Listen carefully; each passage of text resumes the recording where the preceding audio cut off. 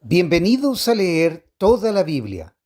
Marzo 21, Números capítulo 32, verso 1 al capítulo 33, verso 39. Las tribus de Rubén y Gad poseían una enorme cantidad de animales.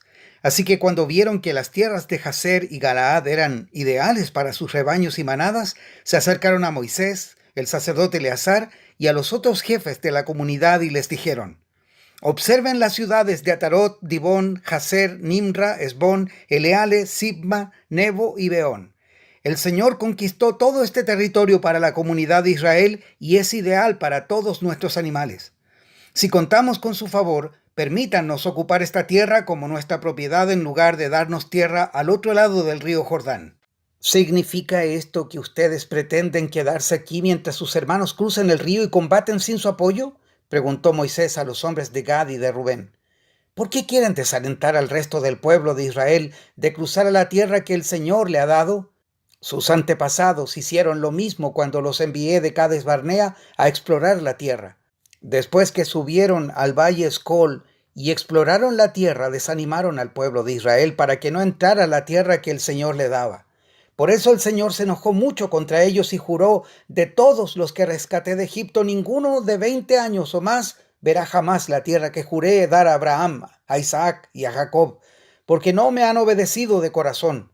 Las únicas excepciones son Caleb, hijos de Jefone el ceneseo, y Josué, hijo de Nun, porque ellos han seguido al Señor de todo corazón. El Señor se enojó con los israelitas y los hizo vagar en el desierto durante 40 años hasta que murió la generación entera que había pecado a los ojos del Señor. Pero ahora aquí están ustedes, raza de pecadores, haciendo exactamente lo mismo. Ustedes están provocando que el Señor se enoje aún más con Israel. Si ustedes se alejan de Él y Él abandona nuevamente al pueblo en el desierto, ustedes serán responsables de la destrucción de la nación entera. Pero ellos se acercaron a Moisés y le dijeron: nosotros simplemente queremos construir corrales para nuestros animales y ciudades fortificadas para nuestras esposas e hijos. Después tomaremos las armas e iremos al frente de nuestros hermanos israelitas a la batalla, hasta que los llevemos seguros a su tierra. Mientras tanto, nuestras familias se quedarán en las ciudades fortificadas que construiremos aquí, para que no corran peligro de los ataques de la gente del lugar.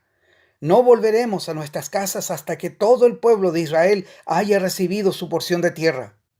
Sin embargo, no reclamamos ninguna parte de la tierra del otro lado del Jordán.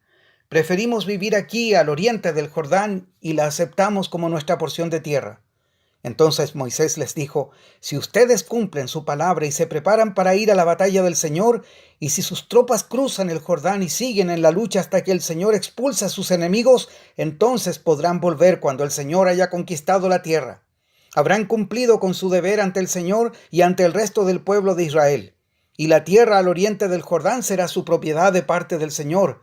Pero si no cumplen su palabra, entonces habrán pecado contra el Señor, y estén seguros de que su pecado los alcanzará. Adelante, entonces, construyan ciudades para sus familias y corrales para sus rebaños, pero cumplan con todo lo que prometieron. Entonces los hombres de Gad y de Rubén respondieron: nosotros, tus servidores, seguiremos tus instrucciones al pie de la letra. Nuestros hijos y nuestras esposas, los rebaños y el ganado permanecerán aquí en las ciudades de Galaad. Pero todos los que puedan portar armas cruzarán del otro lado a fin de combatir para el Señor, así como tú has dicho.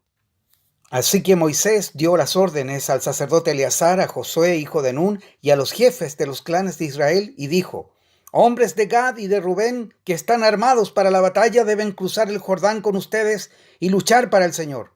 Si lo hacen, cuando terminen de conquistar la tierra, denles la región de Galaad como su propiedad.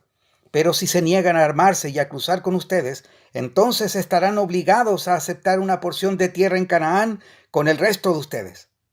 Entonces las tribus de Gad y de Rubén volvieron a decir: nosotros somos tus servidores y haremos lo que el Señor ha ordenado. Cruzaremos el Jordán hacia Canaán bien armados a luchar para el Señor, pero nuestra propiedad estará aquí en este lado del Jordán. Moisés asignó la tierra a las tribus de Gad y de Rubén y a la media tribu de Manasés, hijo de José. Les entregó el territorio de Sehón, rey de los amorreos, y la tierra de Og, rey de Basán, toda la tierra con sus ciudades y tierras vecinas. Los descendientes de Gad construyeron las ciudades de Dibón, Atarot, Aroer, Atarot Sofán, Jazer, Job Beja, Bet Nimra y Bet Arán. Todas eran ciudades fortificadas con corrales para sus rebaños. Los descendientes de Rubén construyeron las ciudades de Esbón, Eleale, Kiriataim, Nebo, Baal, Meón y Sibma. Cambiaron los nombres de algunas de las ciudades que conquistaron y reconstruyeron. Entonces los descendientes de Maquir, de la tribu de Manasés, fueron a Galaad, la conquistaron y expulsaron a los amorreos que vivían allí. Moisés dio Galaad a los maquiritas, descendientes de Manasés, y ahí se establecieron. El pueblo de Jair, otro clan de la tribu de Manasés, conquistó muchas de las ciudades de Galaad y cambió el nombre de esa región a ciudades de Jair. Mientras tanto, un hombre llamado Noba conquistó el pueblo de Kenat y sus aldeas vecinas y a esa región le dio su propio nombre. Esta es la ruta que los israelitas siguieron cuando salieron de Egipto bajo el liderazgo de Moisés y Aarón.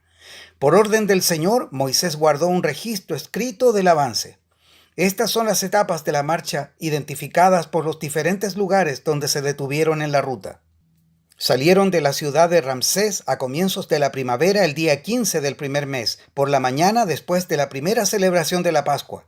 El pueblo de Israel marchó desafiante a la vista de todos los egipcios. Mientras tanto, los egipcios enterraban a todos sus primeros hijos varones, a los que el Señor había matado la noche anterior. Esa noche el Señor derrotó a los dioses de Egipto con grandes actos de juicio. Después de dejar Ramsés, los israelitas armaron el campamento en Sucot. Luego partieron de Sucot y acamparon en Etam, en los límites del desierto. Partieron de Etam y retrocedieron hacia Pi Ahirot, frente a Baal Zephón, y acamparon cerca de Migdol. Partieron de Pi Ahirot y cruzaron el Mar Rojo para internarse en el desierto. Luego viajaron 3 días por el desierto de Etam y acamparon en Mara. Partieron de Mara y acamparon en Elim, donde había 12 fuentes de agua y 70 palmeras. Partieron de Elim y acamparon al lado del Mar Rojo. Partieron del Mar Rojo y acamparon en el desierto de Sin. Partieron del desierto de Sin y acamparon en Dofca. Partieron de Dofca y acamparon en Aluz. Partieron de Aluz y acamparon en Refidim, y donde no había agua para que el pueblo bebiera. Partieron de Refidim y acamparon en el desierto de Sinaí. Partieron del desierto de Sinaí y acamparon en Kibrot Hataaba. Partieron de Kibrot Hataaba y acamparon en Acerot. Partieron de Acerot y acamparon en Ritma. Partieron de Ritma y acamparon en Rimón Pérez. Partieron de Rimón Pérez y acamparon en Libna. Partieron de Libna y acamparon en Risa. Partieron de Risa y acamparon en Seelata. Partieron de Seelata y acamparon en el monte Sefer. Partieron del monte Sefer y acamparon en Arada. Partieron de Arada y acamparon en Maselot. Partieron de Maselot y acamparon en Tahat. Partieron de Tahat y acamparon en Tara. Partieron de Tara y acamparon en Mitca. Partieron de Mitca y acamparon en Asmona. Partieron de Asmona y acamparon en Moserot. Partieron de Moserot y acamparon en Bene Jaacán. Partieron de Bene Jaacán y acamparon en Or Agid-Gad. Partieron de Or Agid-Gad y acamparon en Jotbata. Partieron de Jotbata y acamparon en Abrona. Partieron de Abrona y acamparon en Ezión-Geber. Partieron de Ezión-Geber y acamparon en Cades, en el desierto de Zin. Partieron de Cades y acamparon en el monte Or, en la frontera de Edom. Mientras estaban al pie del monte Or, el Señor ordenó al sacerdote Aarón que subiera al monte y allí murió. Eso sucedió a mediados del verano, el primer día del mes quinto, a los 40 años de la salida de Israel de Egipto. Aarón tenía 123 años cuando murió en el monte Or.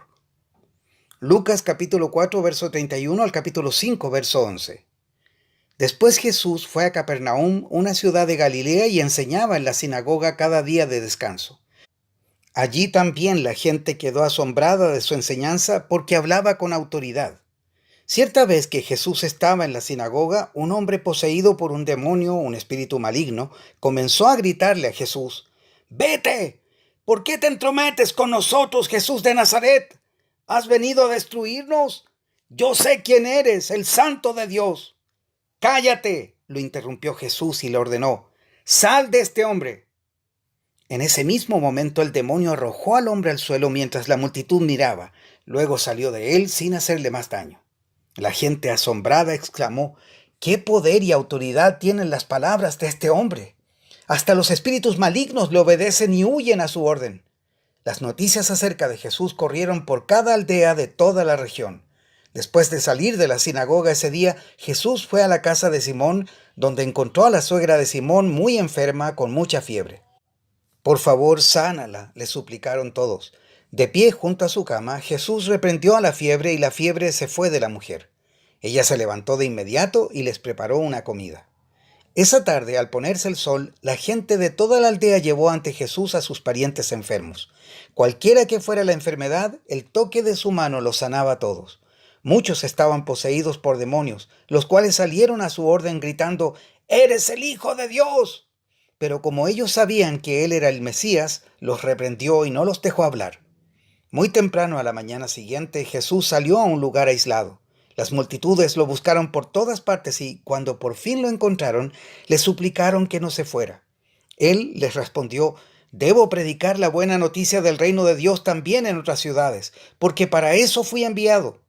Así que siguió recorriendo la región predicando en las sinagogas de toda Judea. Cierto día, mientras Jesús predicaba en la orilla del mar de Galilea, grandes multitudes se abalanzaban sobre él para escuchar la palabra de Dios.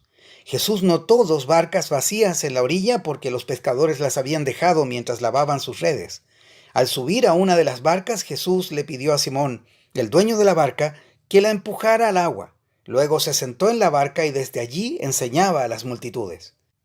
Cuando terminó de hablar, le dijo a Simón: «Ahora ve a las aguas más profundas y echa tus redes para pescar». «Maestro», respondió Simón, «hemos trabajado mucho durante toda la noche y no hemos pescado nada. Pero si tú lo dices, echaré las redes nuevamente». Y esta vez las redes se llenaron de tantos peces que comenzaron a romperse. Un grito de auxilio atrajo a los compañeros de la otra barca y pronto las 2 barcas estaban llenas de peces y a punto de hundirse. Cuando Simón Pedro se dio cuenta de lo que había sucedido, cayó de rodillas delante de Jesús y le dijo: «Señor, por favor, aléjate de mí. Soy demasiado pecador para estar cerca de ti». Pues estaba muy asombrado por la cantidad de peces que habían sacado, al igual que los otros que estaban con él. Sus compañeros Santiago y Juan, hijos de Zebedeo, también estaban asombrados.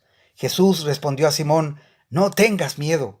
De ahora en adelante pescarás personas». Y en cuanto llegaron a tierra firme, dejaron todo y siguieron a Jesús. Salmo 64, versos 1 al 10. Oh Dios, escucha mi queja, protege mi vida de las amenazas de mis enemigos. Escóndeme de las conspiraciones de esta turba malvada, de esta pandilla de malhechores. Afilan su lengua como espada y apuntan como flechas sus palabras amargas. Le tiran a los inocentes desde su emboscada, los atacan de repente y sin temor. Se animan unos a otros a hacer el mal y maquinan cómo tender sus trampas en secreto. ¿Quién se dará cuenta?, preguntan. Dicen mientras traman sus delitos: «Hemos orquestado el plan perfecto». Es cierto, el corazón y la mente del ser humano son astutos. Pero Dios mismo les lanzará sus flechas y los herirá de repente. Su propia lengua los arruinará y quienes los vean menearán la cabeza en señal de desprecio. Entonces todos temerán, proclamarán los poderosos actos de Dios y se darán cuenta de todas las cosas asombrosas que Él hace. Los justos se alegrarán en el Señor y en Él encontrarán refugio, y los que hacen lo correcto lo alabarán. Proverbios 11, verso 22. Una mujer hermosa sin discreción es como un anillo de oro en el hocico de un cerdo. Hasta aquí la lectura de hoy.